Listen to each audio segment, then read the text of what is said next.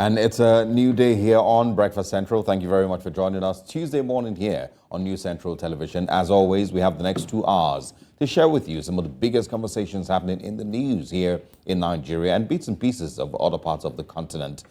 Still, of course, a follow-up on some stories that have started over the weekend that we brought to you yesterday. And then, of course, some new breaking stories. Conversations are still building in Delta State as investigations have continued into the death of about 16 Nigerian soldiers. Have any of these perpetrators been arrested? And of course, will justice be served for these soldiers? Of course, still calls from across the country, from almost everyone, to ensure that there are no reprisal attacks and of course no extrajudicial killings in those parts. So we'll be giving you feedback from, of course, the latest in those places. And also in Edo State, the APC has eventually gotten to pick a deputy governorship candidate, to, of course, with their running mate. We'll be sharing a little bit of that with you also. I am Osarogie Ogbonmwan. As always, we have the phone lines open at some point during the show, so you can join the conversation if you have thoughts on any of these things, from Delta State to, of course, Edo State and other parts of Nigeria. Share with us, what your thoughts are on these stories as we bring you the latest news stories this morning. Let's quickly share with you this morning what our top stories are on Breakfast Central. Yes, the APC picks Dennis Idahosa as the APC Edo State Deputy Governorship candidate. And SANU and NASU begin nationwide warning strike. We spoke about this sometime last week. Also this morning, a group calls for review of Nigeria's constitution. What Nigerians are saying. We'll bring you some of the big statements being made across social media. And of course, what are the major stories making headlines across the newspapers this morning on Breakfast Central? Good morning. You're watching News Central TV. The headlines at this hour. Let's begin the news in Asaba, Delta State capital in the south Nigeria, where a group of motorcycle riders, popularly called Okada riders, embarked on a violent protest within the Asaba metropolis over their perceived maltreatment by members of the state task force who enforced the ban on late-hour operations of tricycles and motorcycles in Asaba at about 8 a.m. The protesters stormed the task force office along Summit Road, ransacked and destroyed vehicles and offices. Still on security issues and matters, terrorists have reportedly kidnapped 87 people in a fresh attack on Kajuru Station community in Kajuru local government area of Kaduna State. The bandits were said to have looted some shops and houses located in the community. The attack occurred on Sunday night, just a day after 14 people were kidnapped by bandits at Dongon Noma, a community also within Kajuru local government area. Away from that and on to education, the Nigerian Labour Congress has said it is in support of the ongoing protest by the Non-Academic Staff Union of Educational and Associated Institutions of the Senior Staff Association of Nigerian Universities. Now, in a statement on Monday, the NLC President, Comrade Joe Ajaore, said there had been no credible reason or explanation for withholding those salaries in the first place. And in communications, the Nigerian Communications Commission says voice and data services affected by undersea cable cuts along the Côte d'Ivoire and Senegal coast have been restored. In a Monday statement, the NCC Director of Public Affairs, Ruben Moka, said that services have now been restored to approximately 90% of their peak utilization capacities.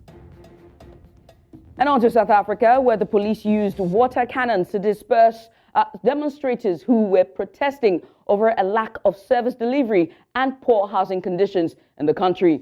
Angry residents in Diplof Hostel, an area of the township Soweto in Johannesburg, used tires and small fires in an attempt to barricade main roads.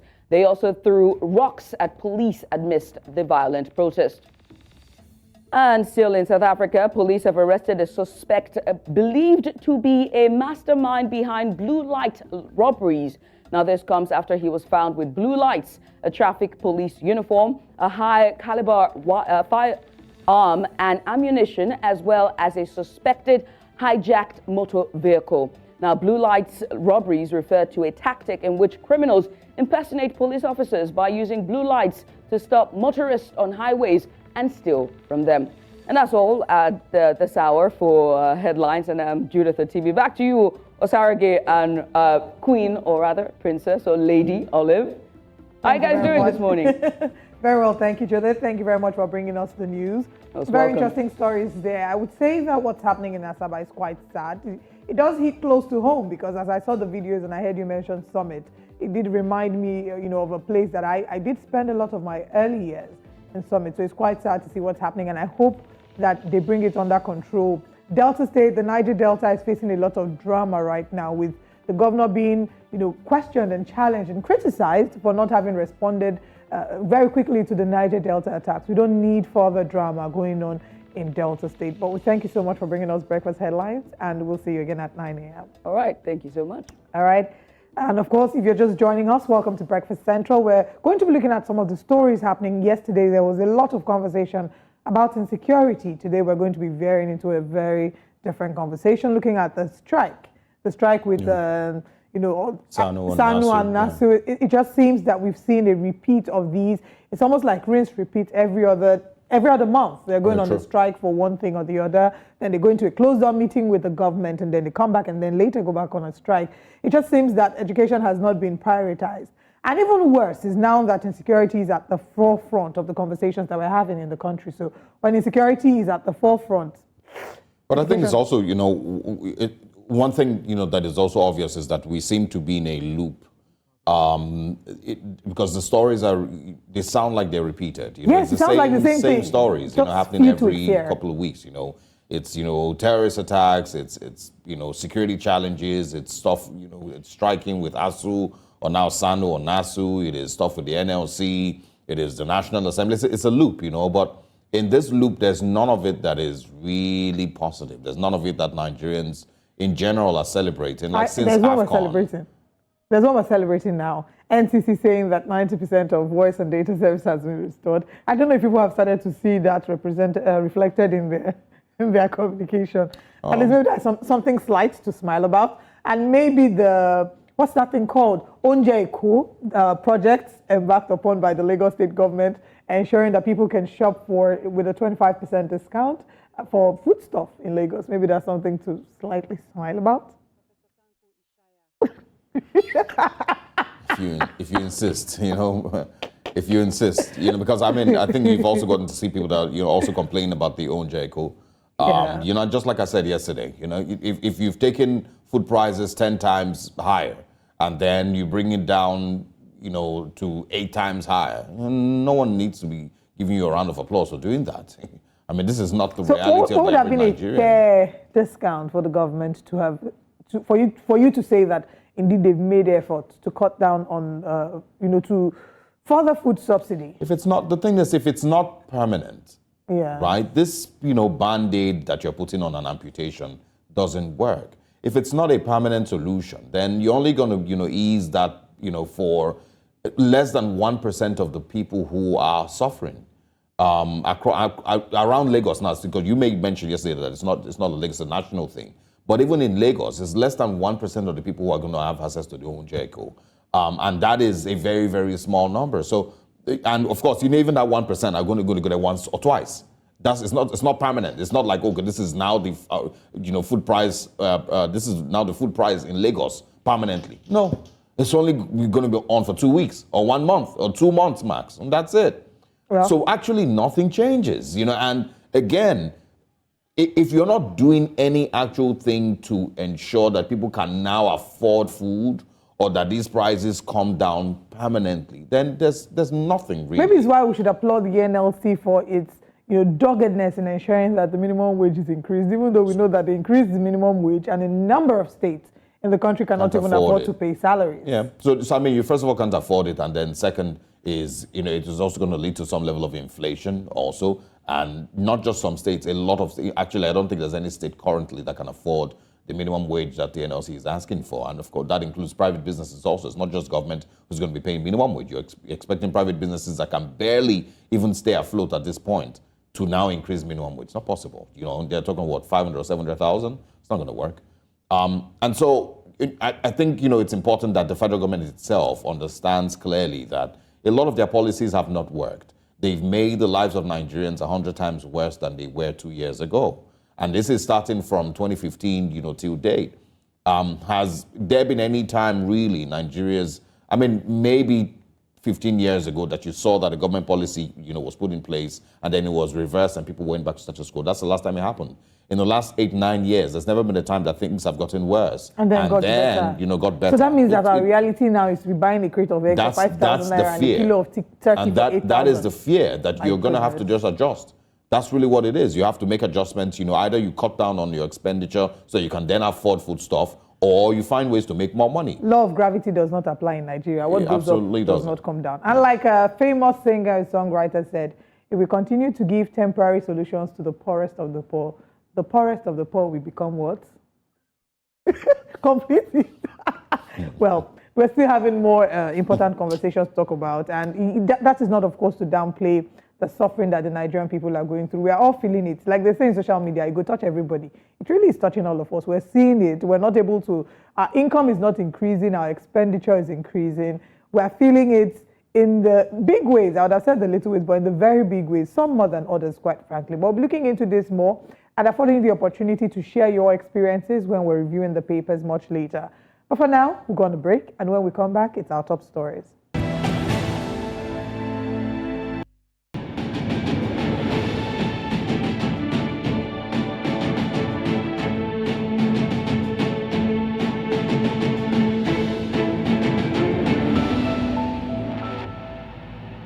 You're welcome back. The Patriots, a group of eminent citizens led by former Secretary General of the Commonwealth, Emeka Anyaoku, earlier Monday held a national dialogue on the constitutional future of Nigeria. The national summit, which is aimed at mobilizing Nigerians towards a new prosperous country, is in honor of constitutional lawyer late Professor Ben Nwabueze. News Central's Bettina Nwelih was at the summit and now tells us more. For years, the 1999 Constitution has been a cause for controversy, with some people saying it needs reform, while others believe it should be scrapped entirely. The aim of this historical national colloquium is to set a popular citizens' agenda for the ongoing constitution review process initiated by the National Assembly towards the political reconfiguration and stability of Nigeria. With this, their work amounts to what we are looking for. Is it just a case of amendments to the Constitution that is our problem? Can you amend a bad document? Can you amend a fundamentally flawed document? My humble answer is that you cannot. Present at the National Summit were keynote speakers, discussants, serving and former governors, traditional rulers, eminent national leaders of thought, scholars, members of the judiciary, among other Nigerians. Some of them argued that the current system of government is not favorable to Nigerians, preferring that the parliamentary system should be adopted instead, while others argued that the constitution should indeed be reformed, with the president taking the lead. What is required is not an amendment to the current constitution, but a completely new constitution to be made by the people. This whole constitutional thing is important, but you know who we elect to govern. The constitution we have now, if we had the right people, it would work somewhat. It's not perfect, somewhat, and we will never get a perfect constitution. But the bigger problem we have are the characters we elect to operate the system. From my experience, when we are advocating for true federalism and resource control, with due respect to all my other colleagues, the governor of Lagos then, Bola Ahmed Tinubu, was the only Southwest governor that joined us in that advocacy.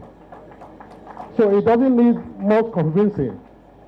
The question will be, now that he's sitting there, like my brother Ben Gardner said, will he begin to contemplate, am I going to preside over the dismemberment of Nigeria? Because the question is, it's not about dismemberment, it's about the correction of the anomaly called the Federal Republic of Nigeria. The matter of the 1999 Nigerian Constitution is one that was very close to the heart of late Professor Ben Nwabueze. The onus now lies with the powers that be to look into reviewing the Nigerian Constitution in order to actualize a better nation. In Lagos, for News Central, Bettina, Nwelih. There we have it. Very important conversations being had. Of course, Professor Ben Nwabueze, someone who is known for his impact in drafting the 1979 Constitution and the roles he's done with not just drafting the Constitution here in Nigeria, but his advice as well in, I think, Zambia or Zimbabwe and Kenya thereabout. I'm not quite sure now, but some of the conversations that were being had, they're very important conversations about our Constitution that has come under a lot of criticism in the past years. There are several parts of the Constitution, sections of the Constitution that have been, in dire need of an amendment. But there's something that Michael Zekome said. He was talking about not the ability or the inability of us to work on a fundamentally bad document. That you can't work on something that's, if I were to use the legal phrase, it would be you cannot put something on nothing and expect it to stand. That is not to say that what we have is completely bad, but there's so many areas of the Constitution that if we're to keep up with modern best practices, we'll desperately need a review. But I don't know if that's something that is going to be in the works anytime soon, because it will cost another set of, wahala. They will talk about the time it will take to start to rewrite a new one. Even let's forget about rewriting a new one, reviewing the sections that need to be reviewed. I don't know if that's happening anytime soon. Well, it's not just a modern best practices, a reason. I think it's mostly because we need a constitution that works for Nigeria. Many have said, and that includes Professor Ben Nwabueze and many other people, Anyaoku, who I spoke with many years ago, that Nigeria's current constitution just doesn't work, and it's not a constitution that would help Nigeria move forward, and so a lot of reworking needs to be done with regards to the constitution. So, yes, but are they being serious about these things? I remember, that the Buhari administration set up a couple of committees back then, headed at one time, I believe, by the former Kaduna State Governor Nasir Rufai, based on constitutional review. I remember also that a couple of weeks ago this year, the Tinubu administration also did the same thing. The National Assembly, Gospel Akpabio and other people, set up the same, panel or committee, for constitutional review. But it's just like clockwork. It happens every couple of months, every couple of years, where they have these statements about constitutional review, but nobody really is serious about doing it. And so I don't know, the sincerity in every single time that they say it. But these persons who have come together, former Governor Donald Duke, former Governor James Ibori, you saw Michael Zekome there also, a couple of very, very prominent Nigerians that have always spoken in favor, I believe, of constitutional review. These things have always happened. Same thing with the national conference under Goodluck Jonathan's government in 2014. It's not the first time that we're hearing about how important it is. There would need to be a lot of politicking played with the government in order to gain enough yeses for a constitutional review. The whole of the National Assembly, the whole of the executive, everybody would need to, of course, be convinced that it is in Nigeria's best interest that the constitution is amended or at least is reviewed. So, but I don't know how likely. I don't see that happening anytime. So I think for now we have to just be content with the 1999 Constitution of the Federal Republic of Nigeria as amended, and just stick to what we have as is. Yeah. It's not happening anytime soon. Yeah. But it also doesn't mean that we can't have a nation that works to the best that it can with the current constitution. Yes.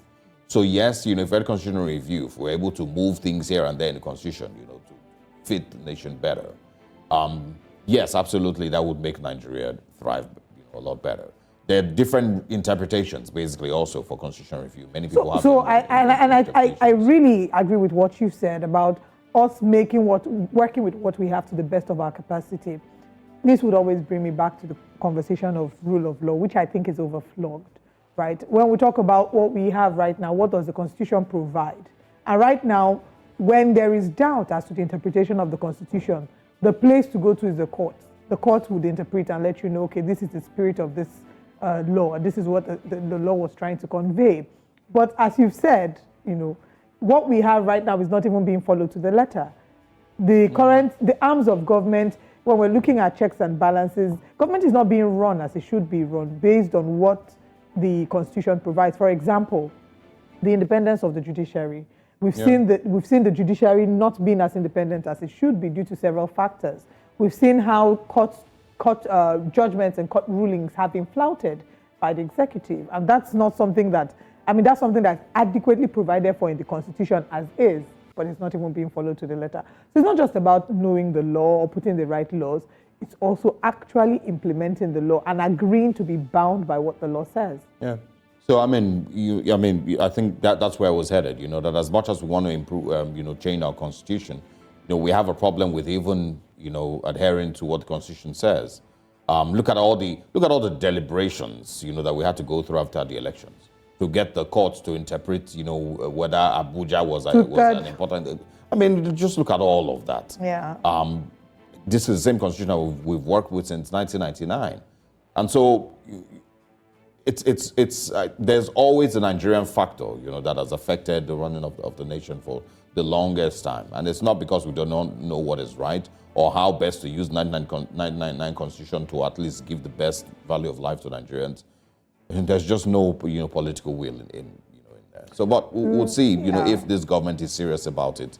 Like former Governor James Ibori mentioned, that in one of the times that they had a discussion on constitutional review, the current president, Bola Ahmed Tinubu, was one of the only southern governors who was present there when they had those deliberations. So hopefully, they're able to take the word to Aso and get them to move faster with constitutional review.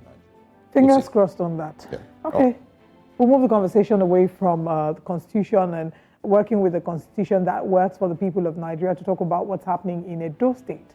The All Progressives Congress, APC, has selected Honorable Dennis Idahosa as its deputy governorship candidate and running mate for its candidate, Senator Monday Okpebholo, in the September 21st Edo governorship election. Now, this comes after weeks of power play and ego-tripping by leaders of the party in the state in settling for a running mate. The choice for Idahosa was allegedly reached after President Bola Tinubu intervened when he met with the Edo APC leaders and stakeholders. Recall that Dennis Idahosa, who was one of the aspirants who vied for the APC ticket for the Edo governorship election during the party's primaries, and had initially, or maybe is still challenging the outcome of the supplementary election that produced Monday Okpebholo as winner.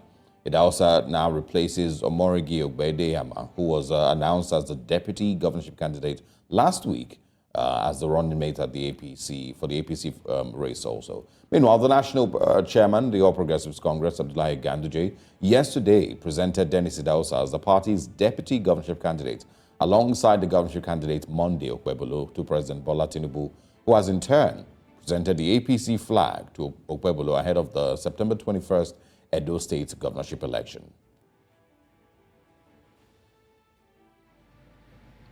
We are putting you forward to be able to hold the party in trust for us and get a victory for us. The same thing with Honorable, your running mate.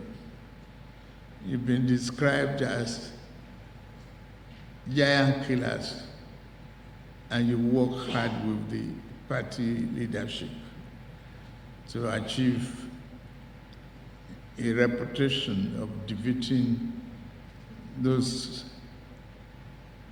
seems impossible. And I can assure you, we are with you. Thanks to the leadership. Has succeeded in changing the political landscape of Edo Central Senatorial District. Since 1999, PDP was winning that senatorial district. But he succeeded in putting PDP in a coffin in 2023, and he won the election. He's accepted all over Edo State. He is soft-spoken, he is focused, and he is an achiever. Is a product that is sellable in Edo State. We have high confidence, Your Excellency, that we will take Edo back to our party, the APC.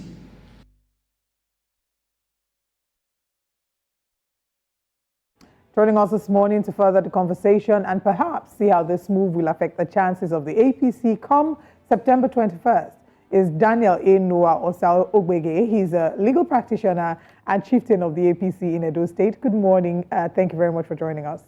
Morning. Yeah, good morning. How are you this morning? Very well. Good morning. Thank you very much.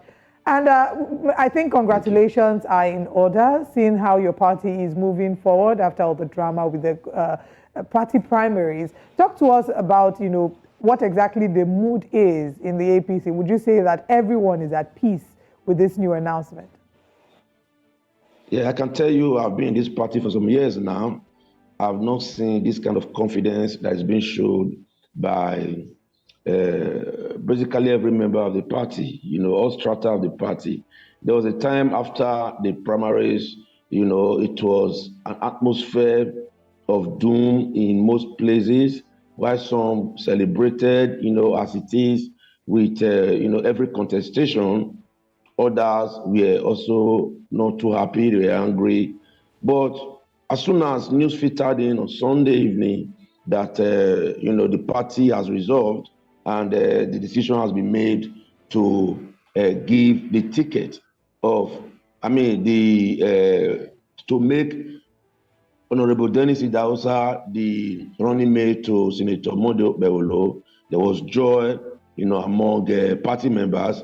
And on Monday, when both of them were seen together, and most leaders of the party in the state were in that meeting with Asiwaju Bola Tinubu, the joy among the members, increased, reached a crescendo. And I can tell you that they are very ready right now to face the election.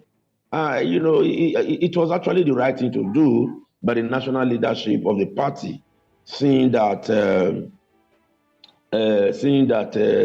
Senator Emodi Ogbonmwan won the primaries, which was highly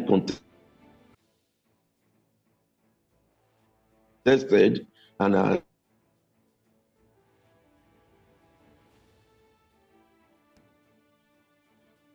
Okay, it does seem that we're having a challenge with the network. Of course, we're hoping that we can be reconnected with the lawyer, a legal practitioner who's joining us this morning. He's a chieftain of the APC in Edo State, and he's giving us current updates.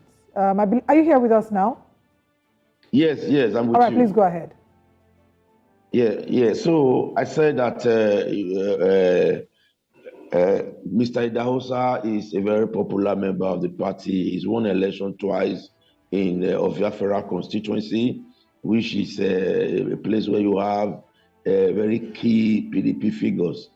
He's won election twice, and he's done a lot of projects for that Fera constituency. Emodi Ogbonmwan, of course, knowing how he won election, he broke the record in Edo Central. He's the first APC member to win election in that district, in that entire district. So both of them are also young men. Dennis Idahosa is maybe around 43 years, and Emodi Ogbonmwan is in his early 50s. So the party membership is very, very happy, and they are poised for the election. Yeah, well, from what you've described, it seems like, it sounds, it might be wrong, but it sounds like they're, outside their, local governments, or at least their polling, units, they don't have a lot of popularity. And I'm talking now generally, with the APC. But I also want to ask, about the talk of disgruntled members, Ogbonmwan, one of them, of course, and other parties, other persons rather in the APC in Edo State. Izeyamu, sorry, not Ogbonmwan, Izeyamu, and other parties within the APC in Edo State. What are their thoughts, concerning all of this? Is there any sense of or feeling of betrayal amongst them in the party? No, it is not exactly true the way you have placed it, but let me start with the first question. Senator Mondo Beolo is the senator representing Edo Central senatorial district, and if you recall, there have been calls by members of the public, almost the length and breadth of Edo State, that the governorship should be zoned to Edo Central because they've never been governor since this political dispensation, since this republic. The only time they were governor for 18 months was Senator Professor Osarogie Osumbo, who was governor in 2007, but he was removed by the election tribunal. So he spent only 18 months, and officially, he is not regarded as a governor. So they've been caused, Edo is a family state. So Edo people felt that it was the right time to make one of them governors. And of course, the APC, as a party that listens to the people, deliberately zoned its governorship to Edo Central Senatorial District, and today Mondo Bewolo is the candidate. Now, it's not as if he's not popular in other parts of Edo State. He's a new person, and you almost think that he's a greenhorn, but he's not, because he's been in politics at the background, being aide to the legendary Chief Anthony Enaoro, who was in PDP. So he himself was in PDP. He moved with Izeyamu to APC in 2019 December. Then Dennis Idausa, of course, is very popular in Edo South, in the entire Edo South, not just of Biafra constituency. And you should also understand that politics is not just about one or two persons, it's also about the people that support them. Senator Adams Oshiomhole, who is a strong political leader from Edo North. Then, of course, Pastor Osagie Ezeyamu is a strong political leader from Edo South, whose followership cuts across the entire length and breadth of Edo State. Yes, I agree that Pastor Osagie Ezeyamu also contested, but in the true light of the... Not just him, because he also contested, and so Dennis Idausa also contested. Dennis Idausa, is the case... No, but can you confirm for us, if his case is, still in court? Dennis Idausa, of course, his case is in court, but he has agreed to withdraw the case from the court. So I'm sure in the next few days, that process, if it has not been started, we start in the next few days to withdraw the case from court. Pastor Osagie Ezeyamu, already withdrew from the race a day to the primary election, and he supported Mondo Bewolo, who also happens to be his political associate.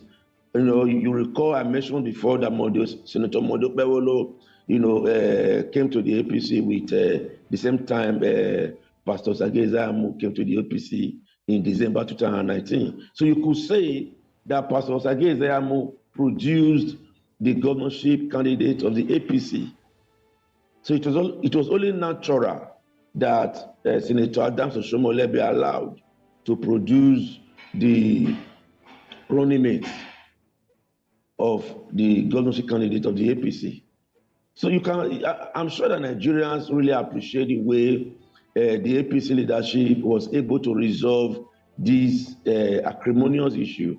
It was really acrimonious before now, but in the wisdom of the national leadership, they were able to bring all the leaders of the APC together, and they spoke to them, and they were able to resolve through one decision by making Idahosa the running mate to Bewolo. Okay, every problem in the APC was resolved. So are you categorically saying that the APC is a party that is united? And I'm asking because we know that every party claims to be united, but what we see on the outside is completely different. We started to see it prior to the elections, and the elections happened. We saw the result of the elections, the violence that ensued, the different winners that emerged. So are you saying that every single issue within the All Progressives Congress in Edo State has been resolved? Yeah, I can tell you categorically that the APC is united in Edo State at the moment. If you had asked me this question on Friday last week, I would have told you no, that the APC was divided. But by the decision that started on Friday last week up until yesterday, Monday, and the decision to make Idahosa the running mate. So they brought the two major groups in the APC together by that decision, and everybody accepted the decision. The APC is united and poised to face the election in September this year. Okay. All right. Also share a little bit more about, the fears that people have. You've mentioned Anyaoku, you've mentioned Adams Oshiomhole, who's a former governor, and a couple of other political bigwigs, as they're called. Is the choice for candidates in Edo State, is it dependent on these persons, or is it dependent on the category and the caliber of persons that would give the best to Edo State? Because I believe that the people of Edo State are trying their very best to move away from an era of godfatherism. That's what happened when. What? That's what happened of godfatherism. Away from what? An era of godfatherism, and that's similarly what was rejected in 2019. Can you hold on? That was similarly what was rejected. When Governor Obaseki was going for a second term. That was similarly the message that was sent by the voters in Edo State, and so Adams Oshiomhole, and his faction and the likes, picking candidates here or there, isn't that still the same thing? I'm happy you asked this question, but I can tell you that the APC candidacy was not prompted by a godfather. If at the APC, I can say in recent memory, the Edo APC is the first political party to bring up their candidate by going the other route that a certain godfather was going. So Senator Monday Bevolo became the candidate of the APC by the general wish of the party, not because one godfather said this must be. And Adams Oshiomhole, as a Democrat, former labor union leader, of course he respected that. And the only thing that happened was that the national leader of the party in his wisdom decided that, okay, the person that came second should become the running mate to the candidate of the APC. Now, I cannot say the same for the other political parties, especially the PDP, where the governor insisted that his friend and business partner must emerge as the candidate. How do you know this? And the other 9, maybe out of the 10 aspirants there in that party, 8 of them swiftly opposed it. And as we speak, some of them are in court, and the deputy governor is being impeached as we speak. So there's problem in that party. There are conflicts in that party. But the APC was able to resolve because its candidates emanated from the people, from the entire membership of the party, not the product of a godfather. But of course, you cannot. There's nowhere in the world where super leaders are not given some priority when it comes to political decisions. Adams Oshiomhole is a powerful leader, not just in the APC, political leader in Edo State, an elder statesman in the country, and a pride of the Edo people. Pastor Sagi Ezeyamu is a fine politician and statesman who people know his antecedent, of course, is brilliant, is cohesive, is organized. So these men will always have their respect. So you prefer to call it priority. You prefer to call it priority. You see what is being done here as them being given priority, and then you see what the PDP is doing as godfatherism. From what you said, do you have evidence to prove that the governor was the one who insisted on who would quote unquote represent the PDP? He's there in the open now. He's there in the open. The governor has outrightly denied it.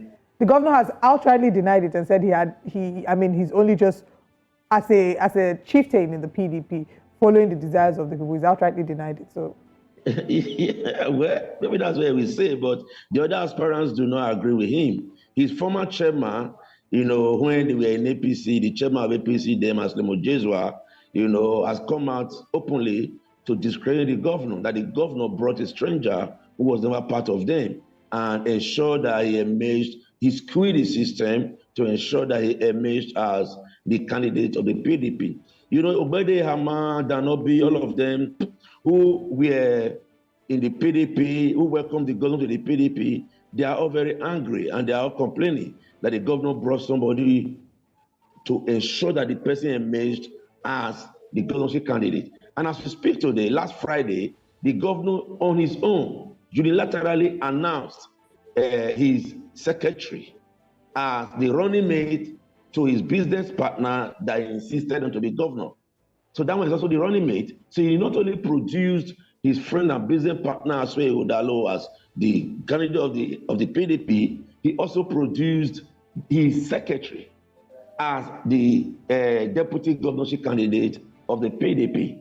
So, you know, the situation is that Governor Godwin Obaseki is emerging as the sole godfather in the PDP. The same thing he fought against in 2020, he has become in the PDP. But I'm sure the Edo people will have a reply to that when in September, because Edo people do not like any semblance of godfatherism.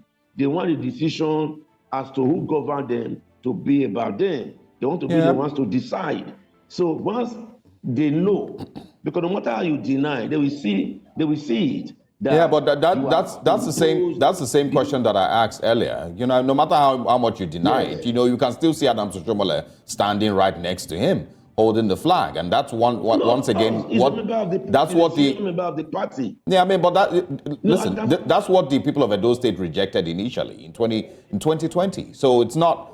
It doesn't look very different, you know, from what happened or what they attempted to do in 2020. Everybody knows that Adams Oshomole did not support Senator Mondo Bevolo for the governorship ticket. But he supported Dennis Idahosa, did he?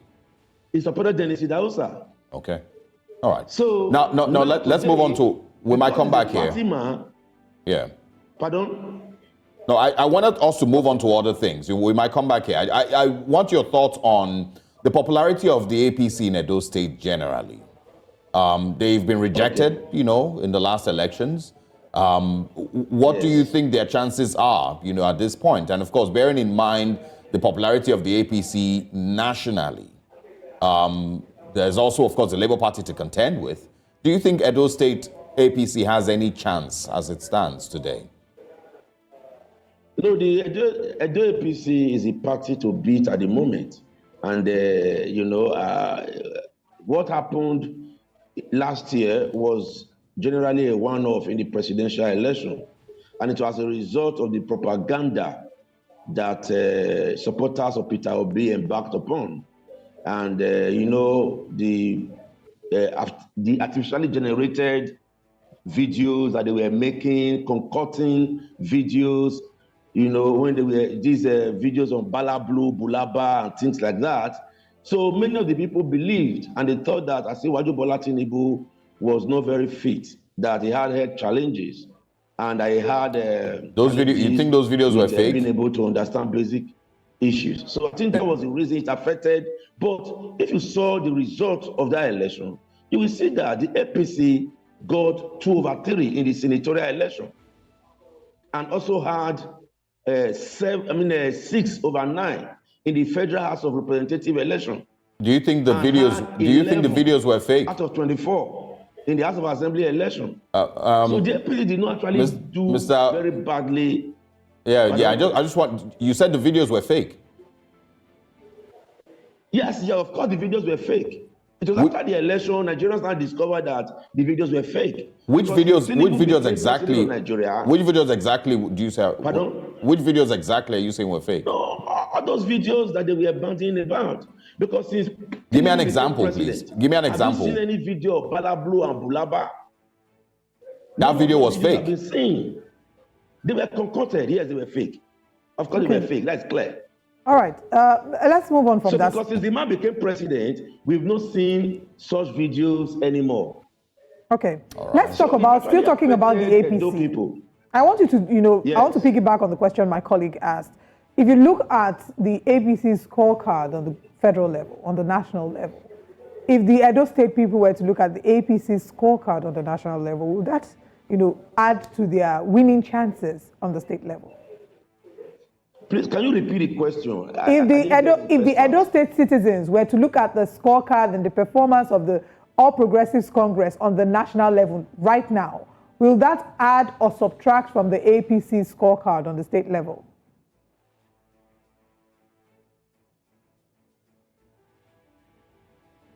Can you hear us? Okay. I might be struggling with the connection there, but if we can, of course, reconnect with him, just before we wrap up the conversation this morning. We're speaking with Barrister Daniel. All right, welcome back. I don't know if you can hear us now.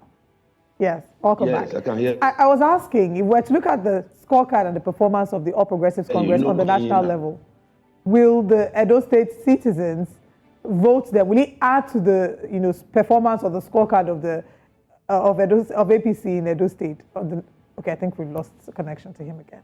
Okay. Yeah, but that's a good question.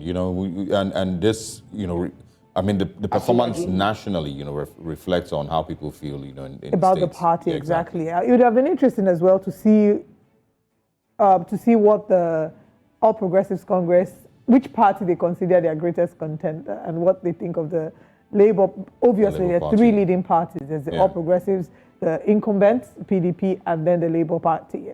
They say that they're the party to win, or the party to win. Okay, welcome back, Barrister Osarogie. Can you please talk to us about the question I was trying to ask you before the network interrupted was, if the citizens of Edo State are to look at the scorecard of the APC on the national level, will it add to or subtract from the chances of the APC in Edo State? Edo people has a very knowledgeable population, and people who can really understand issues the way they are. They know that Asiwaju Bola Tinubu has barely spent 9 months as president of Nigeria.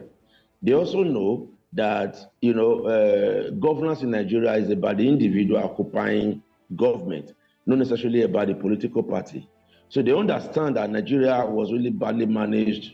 The last 2 governments badly managed Nigeria. The PDP government of Goodluck Jonathan and the APC government of Buhari badly managed Nigeria. There were corruptions and all of that. Asiwaju came in as president, and I'm sure if he really wanted to speak, Nigerians would be shocked. All right, just quickly. I mean, we've run out of time. We've run out of time, unfortunately. So, but there's something that you said about how it's about the individual, not about the political party. Yeah, it's about the individual, not about political. So that means that the APC's argument sometimes, I mean, the APC's argument before now about PDP 16 years in power doesn't hold water, does it? Yeah, what we are saying is that, of course, successive governments badly managed the country. We are not shying away from it that Buhari badly managed the country. Yeah, but Jonathan, the PDP, also badly managed the country.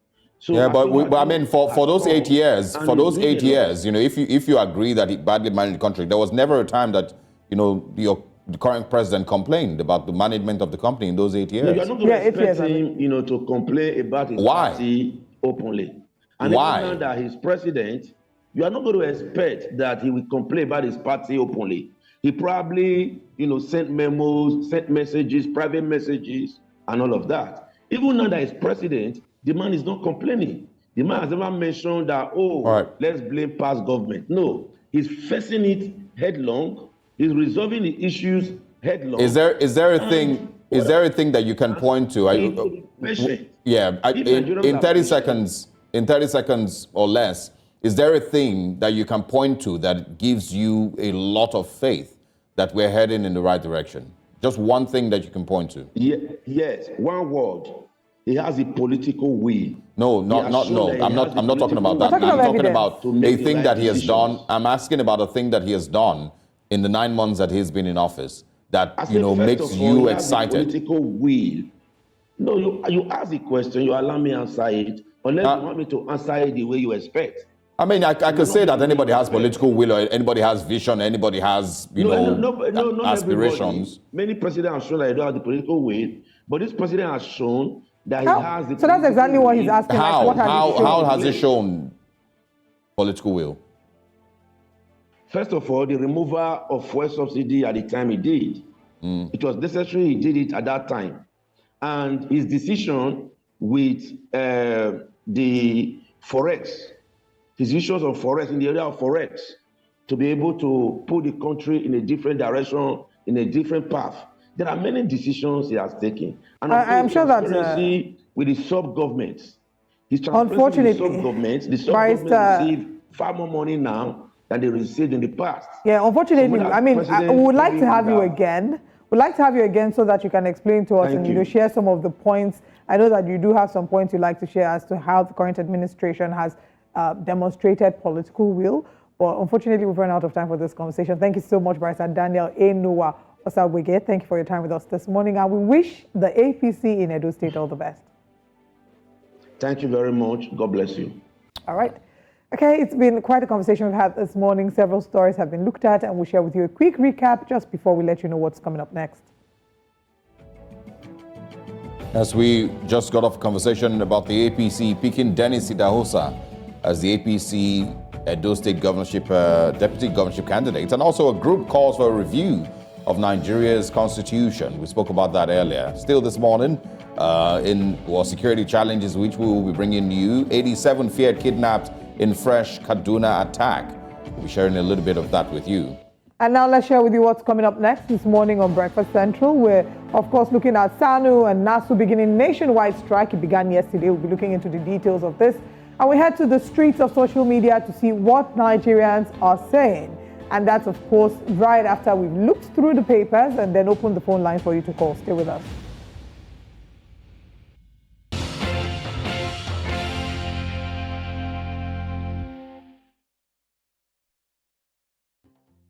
Welcome once again. Now it's time for us to look at the major stories making headlines across Nigeria this morning in the newspapers. This morning we're joined by the publisher, the niche newspaper, Ikechukwu Amechi. Good morning. Thanks for joining us, sir. Good morning. Always my pleasure. Good to have you. We're kicking off this morning with the Punch newspapers, I believe. Oh, This Nigeria, apparently, newspapers. Gunmen strike again in Kaduna village, abduct 87.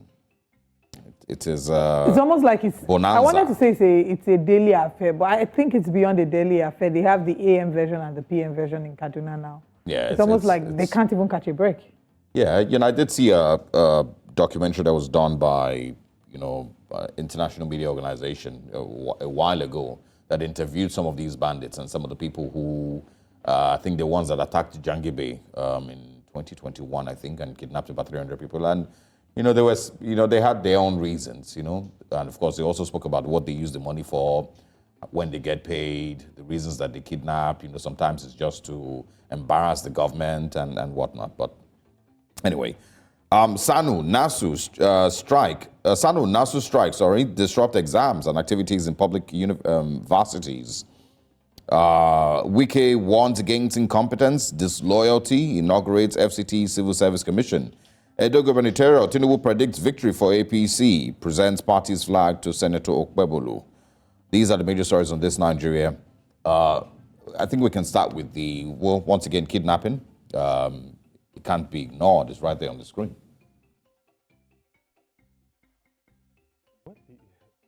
I think it is becoming, I don't know how to put it. But the truth of the matter is that Nigeria is becoming a failed state. And we have a lot of ungoverned territories in this. Any government that does not have effective control of, I think I did mention it last week when I was here. You can't go in the last 1 month. This is about the 8th kidnapping incident in Kaduna alone. More than 400 people are being held hostage as we speak right now. They have demanded 40 trillion naira. They have demanded 1 billion for the 287 pupils and the school children that we are taking. Now so it's becoming almost like a joke. And we are moving on as if nothing is happening. There's also the women, the internally displaced women who were kidnapped. I think almost 200 women who were kidnapped when they were going to pick firewood in the same month. Everywhere. I said Nigeria, the ungoverned territories. And I'm not exaggerating.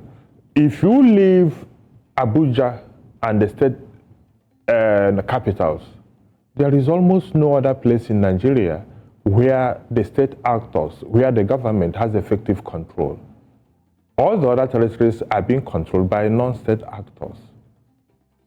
If you leave the capitals, the 36 state capitals and the Federal Capital Territory, Abuja, this is not how a country is run. This is not a country so-called.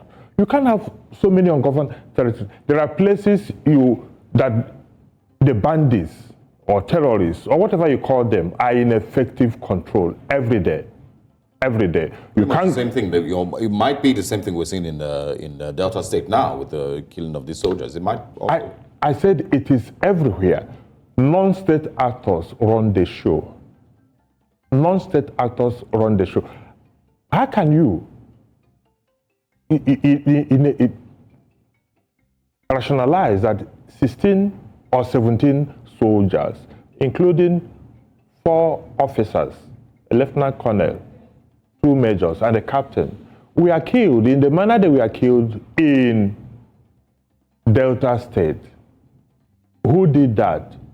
What were they doing in the community in the first place? We have the army version of the story. They went to restore peace, blah, blah, blah, in the 2 communities. Why would it take so many officers? The commanding officer of the 181 Amphibious Division, why would it take all of them? And how could they have been taken out in such gruesome manner? I think in response to that, there's been some information that we've gotten from people there. I mean, of course, like you've mentioned, there's the army version, there's the citizens version of what exactly happened in Delta State. And some would say that, yes, there was still the conversation about trying to restore peace. But the question is who attacked first? Some say it's the army that attacked first, others say it's the citizens that attacked first. But it's just a very unfortunate incident. I'll come back to this brutal murder. But one thing I wanted to highlight was one thing that I've heard amongst a number of people in the Niger Delta. Yes, you talked about why they were there in the first place. When we talk about the rules of engagement in internal crisis, it should be the police, not the army. But they say that the police is redundant in those areas. In fact, someone did say that calling on the police is like calling on the Boy Scout in that area, that you wouldn't get the feedback that you want. So if you wanted to see, you wanted action, you wanted something to be resolved, that you wanted it resolved urgently, that the law enforcement agent to call it is the military and not the police. Also maybe a reflection of how we failed as a country, how police maybe have failed. I mean, I don't know what your thoughts are about that. They all boil down to what I said earlier. Nigeria is literally a failed state. And there is no effective governance anywhere. Non-state actors are running the show. Non-state actors are in full charge of what is going on. Even in the Southeast, when people are kidnapped and you go to the police, you can hardly get any policeman who will accompany you to go and do anything. So it's not only in the Niger Delta that the police are ineffectual, that they can't discharge their statutory responsibilities. Don't forget that the internal security falls under the purview of the police. The military is the territorial sovereignty and should not be drafted into all these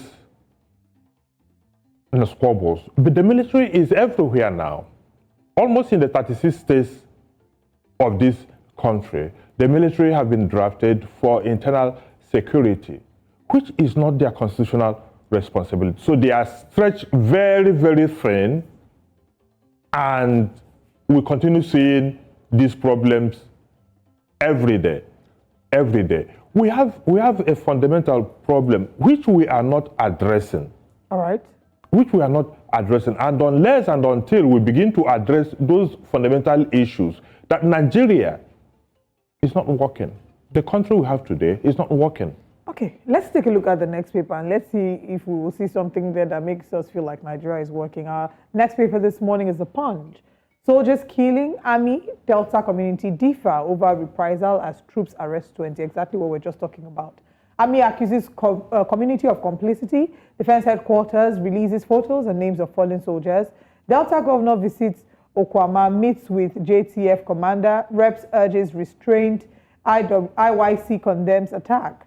Withheld salaries. SANU, NASU strike ground varsities.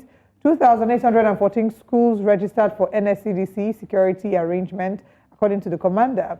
EFCC recovers 324 houses, documents for Kano pensioners. 87 abducted in fresh Kaduna raid, Borno bomber dies. Tension in Ogun as transportation unions, or rather transport unions clash over ticket sales. At the top of the paper, dollar supply rises to $11 billion. Naira closes at 1,572 to a dollar. Cable cut, telcos pledge 100% voice data services today. Reps summon Edun RMAFC over judges' poor pay. So are we going to come to the reality that the Naira would exchange at the dollar within the 1,000, 1,500 benchmark? Is that something that Nigerians should, do you think that that's something that we should come to terms with? You know, we're talking about at the start of the show how... And accept that that is the... Yeah, that this is our reality going forward. That the law of gravitation doesn't, it applies everywhere else but Nigeria. What goes up doesn't come down.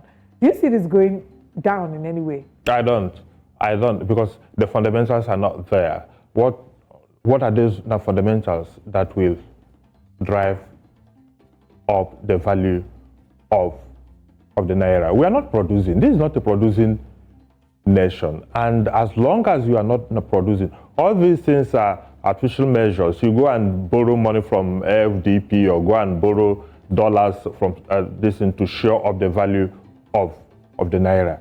They don't work. So the new norm is that I don't see the Naira ever exchanging below 1,500 Naira to a dollar in the foreseeable future. Right. I don't see it because there are no fundamentals that could help to show up the value of the Naira that I can see right now. I know what's even sad. I mean, if this is our reality, how many employers of labor are going to increase salary for their employees?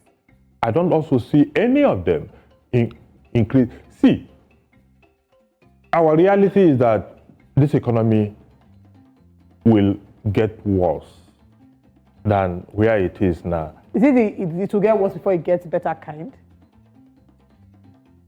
Or perpetually worse? If it is ever going to get worse, the government has not done anything or shown any sign that they are putting in place those things that will make it get better. Diesel, as at last week, I think was selling for 1,500 per liter.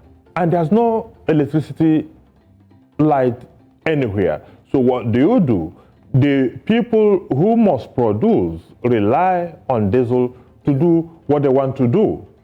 The prices will go up because they must recover the cost of doing business. When people say that, don't blame the current administration, this is where we're always headed, what would your response be to that?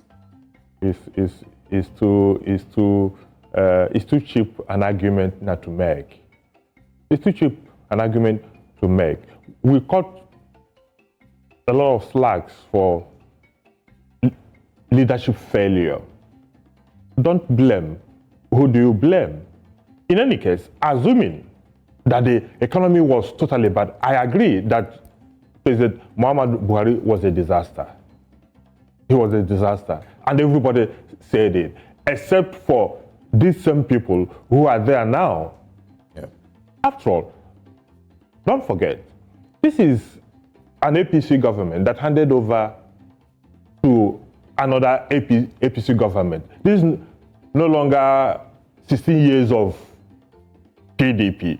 Of course, nobody is talking about 16 years of PDP now because APC could not have been there for 8 years and still be pointing back to 16 years of PDP. In any case, the 16 years of PDP has proved to be far better than the 8 years and still counting of APC so far. So coming back directly to your question, whether Buhari ruined the economy or not, the very reason why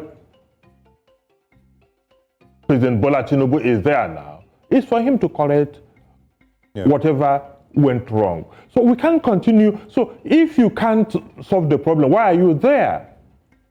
When Obasanjo came in 1999, things were bad. Nigeria was under heavy international sanction, but we were owing humongous debt.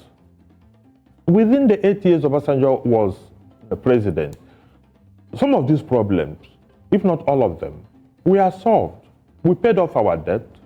Nigeria came back from being a pariah nation, and things were moving on until Buhari came and again brought us back to ground zero. So now Tinubu's people are making excuses. No, things were bad. No. So what was he supposed to do to continue? Because the truth of the matter is that, yes, things were bad. As at the time, May 29, 2023, when Buhari left. But things are far worse today. If we must be honest to ourselves, things are far worse today than they were 10 months ago. With no sign of and getting better. All, if you ask me, boil down to two fundamental economic policies that Tinubu took. Subsidy is gone. Well, the APC applauds him.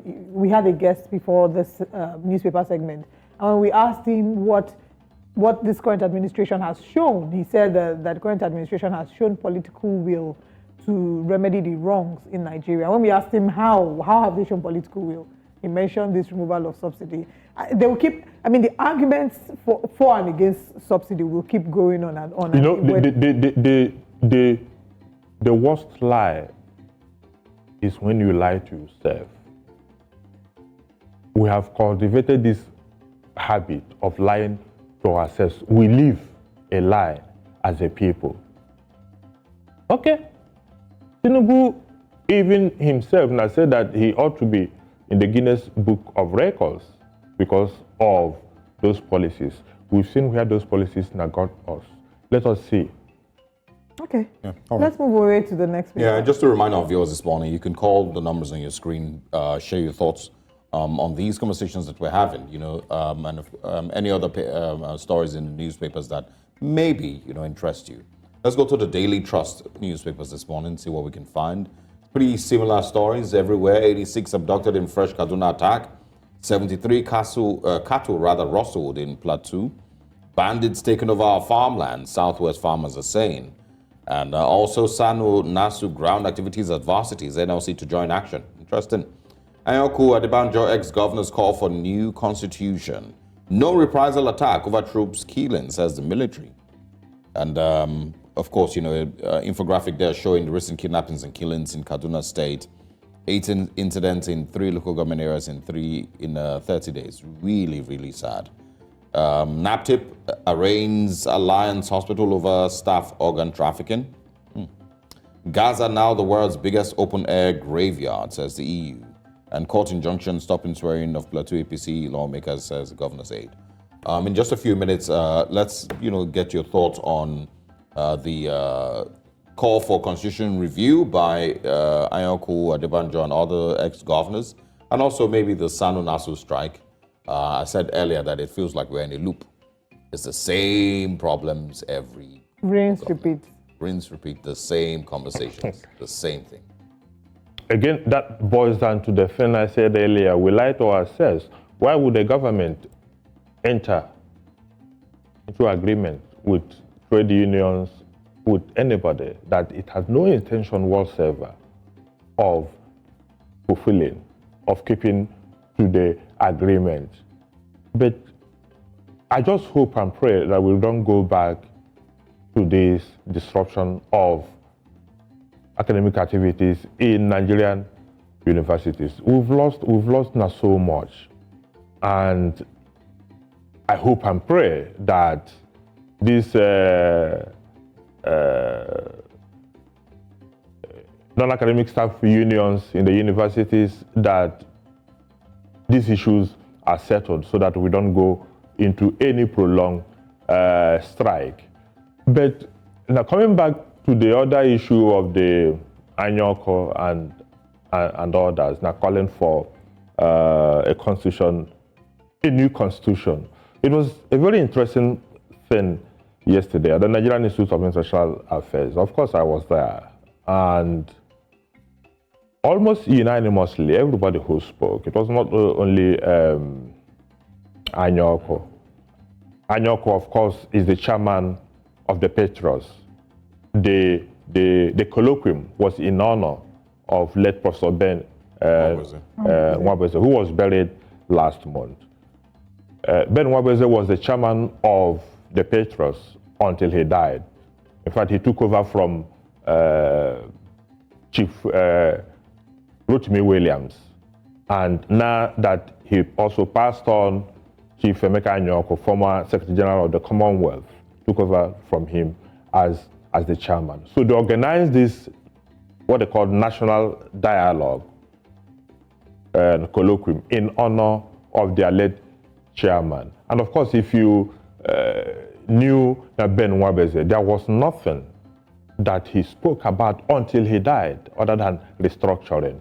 How can we make Nigeria work? Because he believed that what we have now is not working. So they chose the path of constitution to see how can Nigeria move forward. And the keynote speaker was Professor Mike Ozokeme. And from Mike Ozokeme to Dr. Khalid Carlo to Chief Emeka Anyaoku to all the former governors, James Ibori, Donald Duke, Rotimi Amechi, Kayode Nafayemi, Ibikule Amosu, Rauf Arabashola, Benga Daniel, Obong Vitata, all of them were there yesterday, and everybody spoke in unison that, look, the constitution we are operating now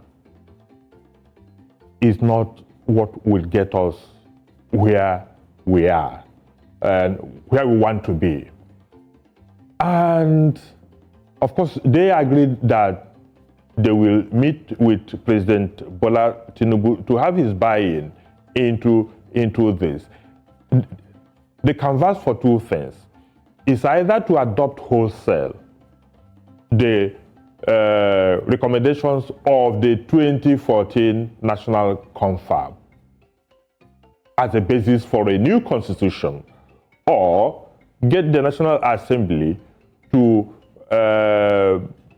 get a law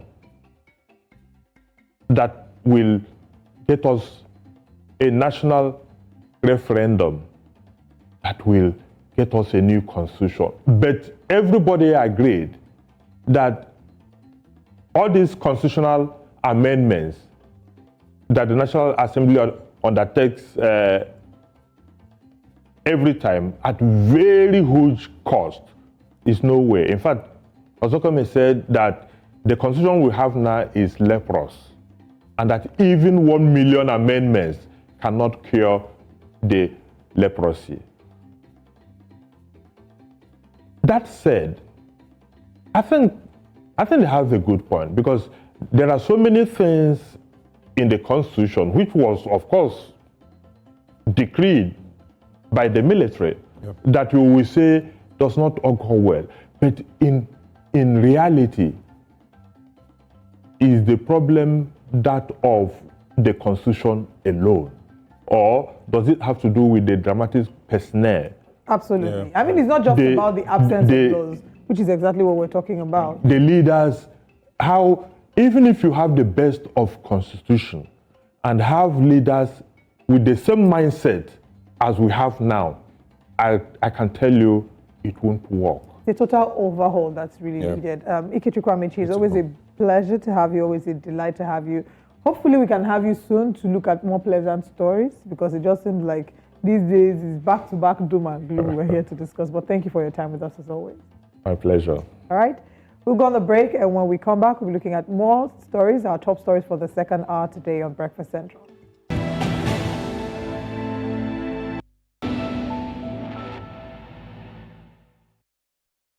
Welcome back to Breakfast Central. Now let's talk about what exactly is happening with the Senior Staff Association of Nigerian Universities, SANU. Now, despite appeals from the federal government, SANU and the Non-Academic Staff Union of Educational and Associated Institutions, NASU, yesterday embarked on a 7-day warning strike in most public universities across the federation. Reports showed that the strike disrupted academic activities in Abuja, Enugu, Unijos, Ondo, Taraba, and others. Now, let's inform you that the NLC, Nigeria's Labour Congress, has said that it is in support of the ongoing protest by the Non-Academic Staff Union of Educational and Associated Institutions of the Senior Staff Associations of Nigerian Universities. In a statement on Monday, the NLC president, Comrade Joe Ajaero, said there had been no credible reason or explanation for withholding those salaries in the first place. This morning, we're joined by Comrade Nwokeji Uchenna Sunday. He's the chairman, SANU, Federal University of Technology, Owerri. Good morning. Thank you very much for joining us. Talk to us about this strike that has now commenced yesterday, 7-day warning strike. What exactly is the cause of this, this new strike? Because it seems that we have conversations about strikes every now and then, but in this situation, what exactly is the cause? Thank you. Good morning. Good morning. My name is Comrade Uche Nwokeji, SANU chairman, Federal University of Technology and Imo State. If you recall that the SANU, NASU, NAT, and ASU embarked on strike in 2022 that lasted about 8 months, and the salary of all the four best unions in the university was they withhold the salary. They said no work, no pay, without payment. Now, in 2023, when we suspended the strike on that 2022, the strike was not called off. SANU did not call off the strike. We only suspended the strike, hoping that the federal government will keep to their promises.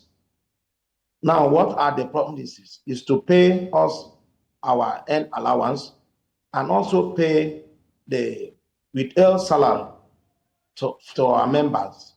But to greatest surprise to SANU and NASU, and even NAT too, last month, early this month, ASU, who are also a union in the university, they were paid 4 months' salary. And SANU, NASU, nothing was given to us. So our members are not happy in the university.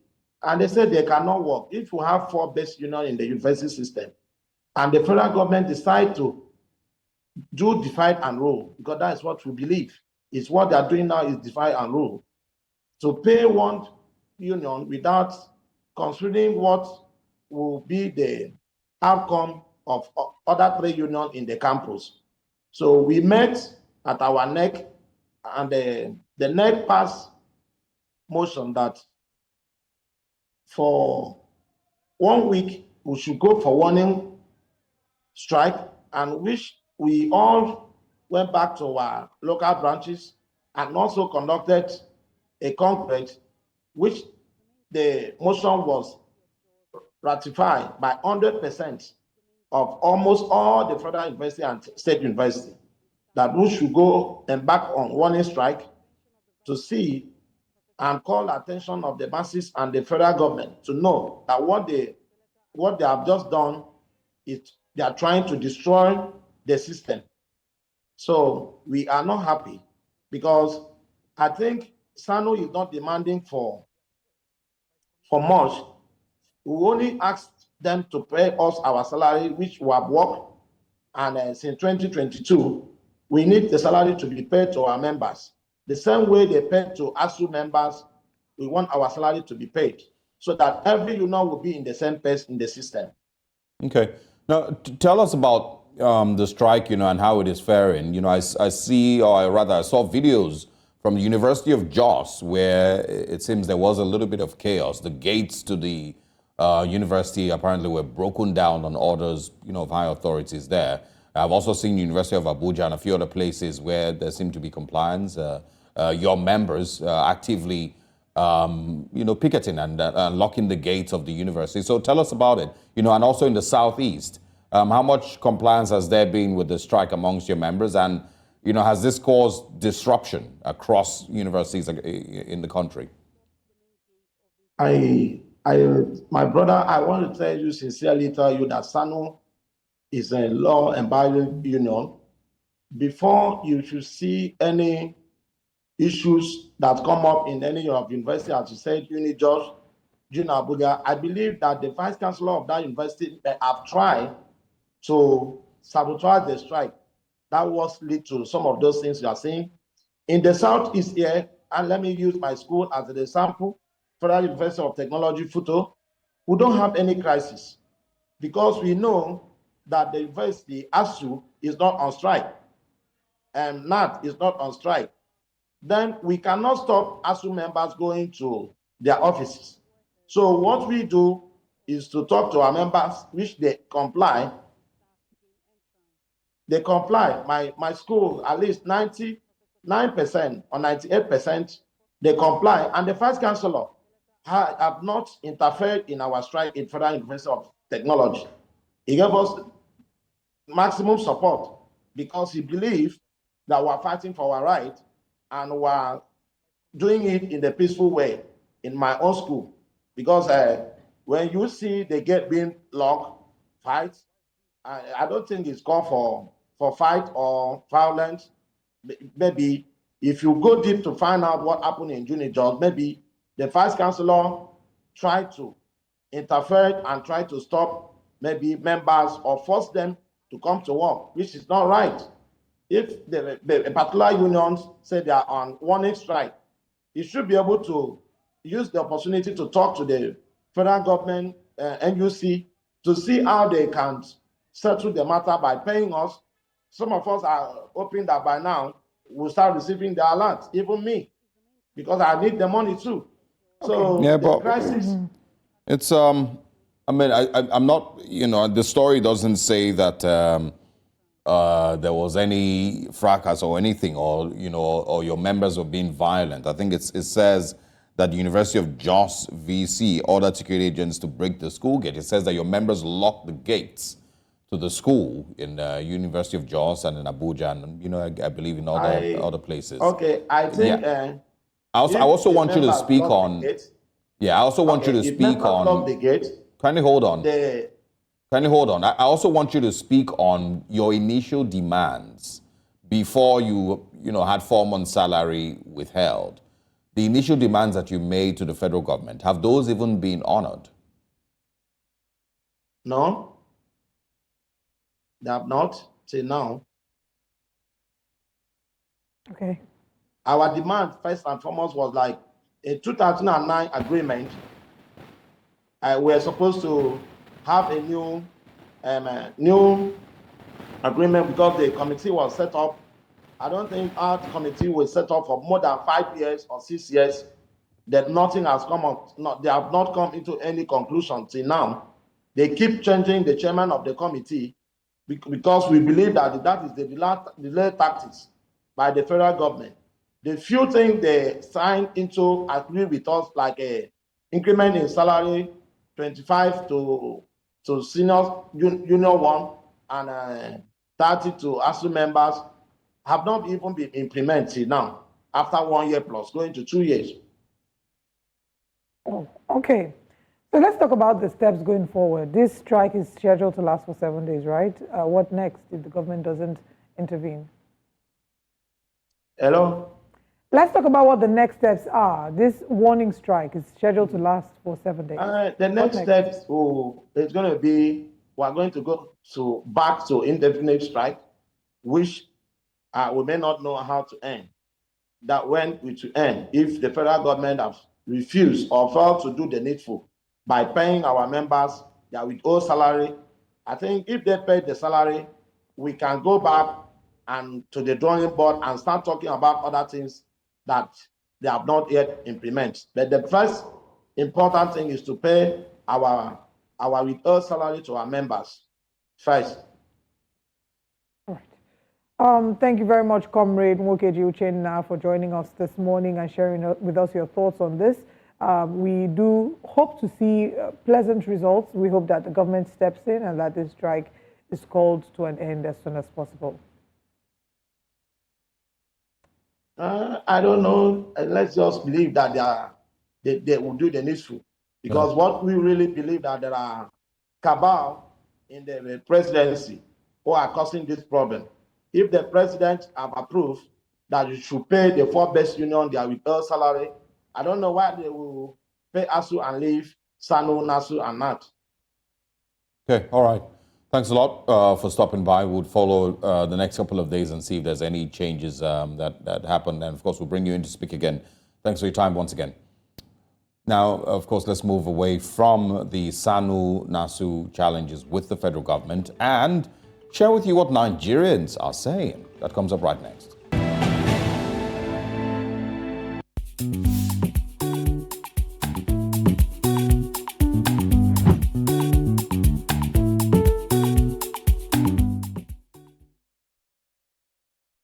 Welcome to What Nigerians Are Saying, where we look on social media and see how you are reacting to some of the biggest stories on social media.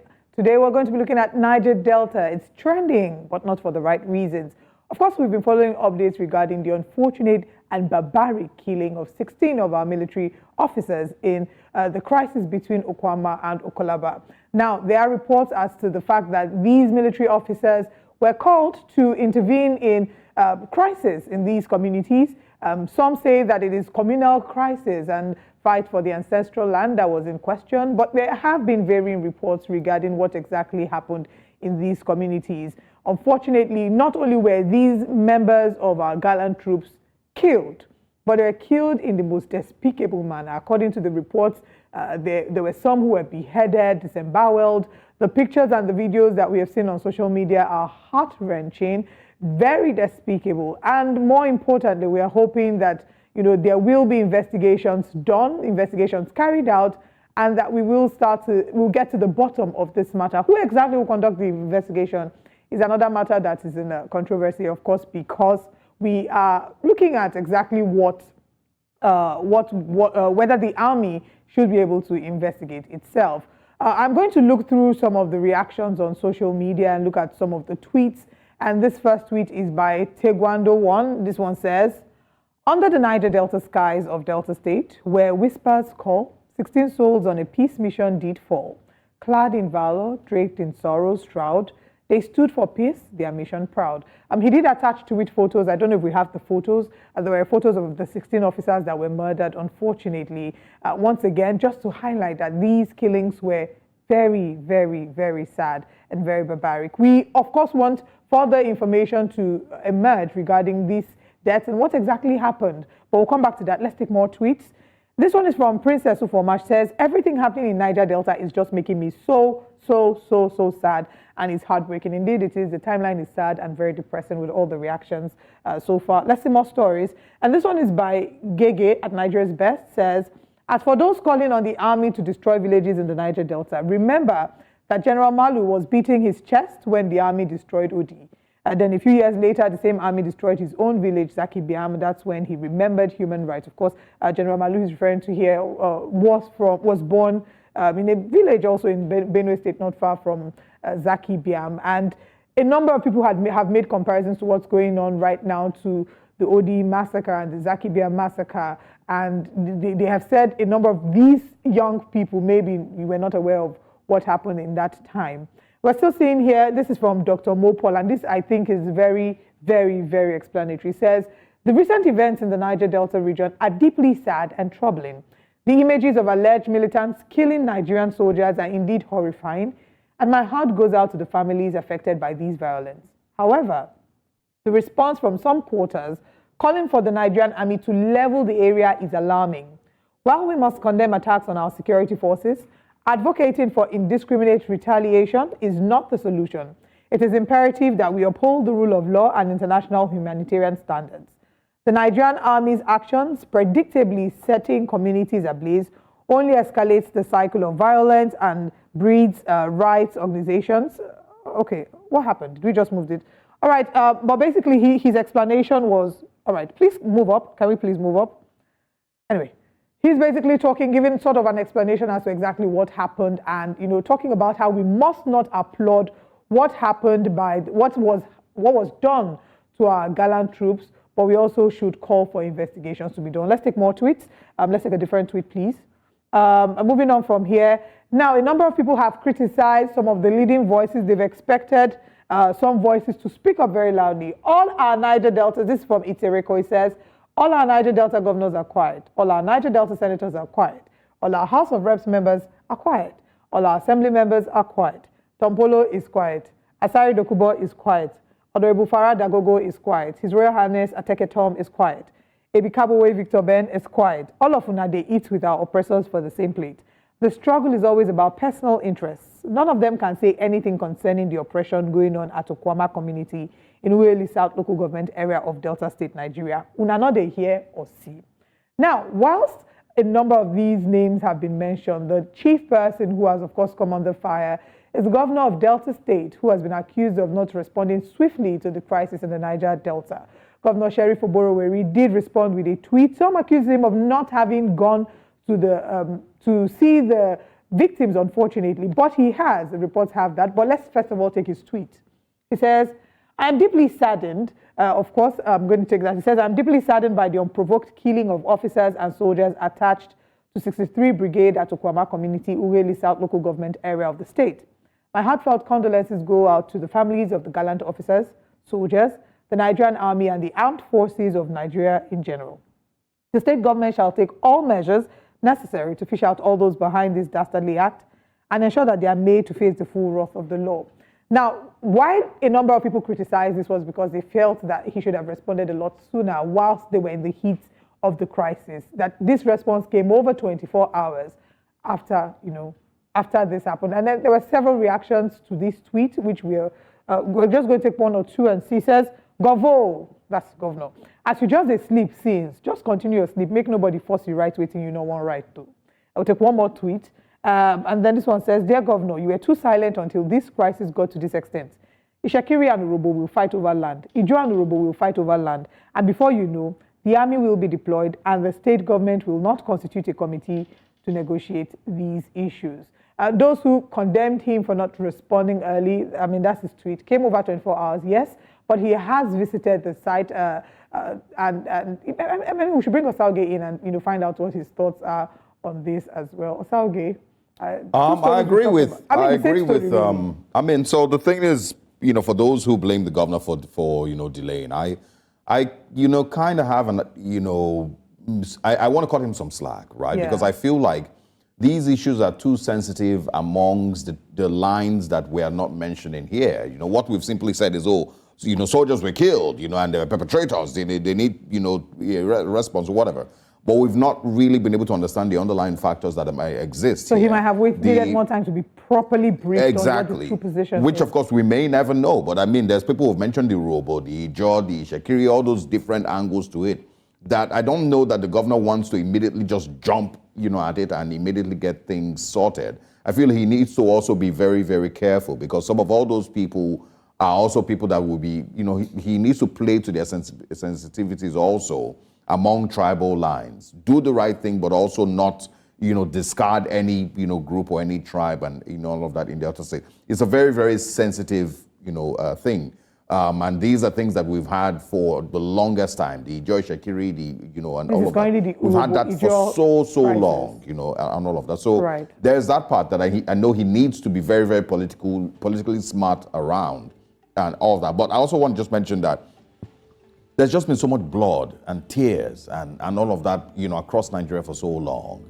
If it's not in the north, now it's in the southeast, and now, we're talking about it in the Niger Delta.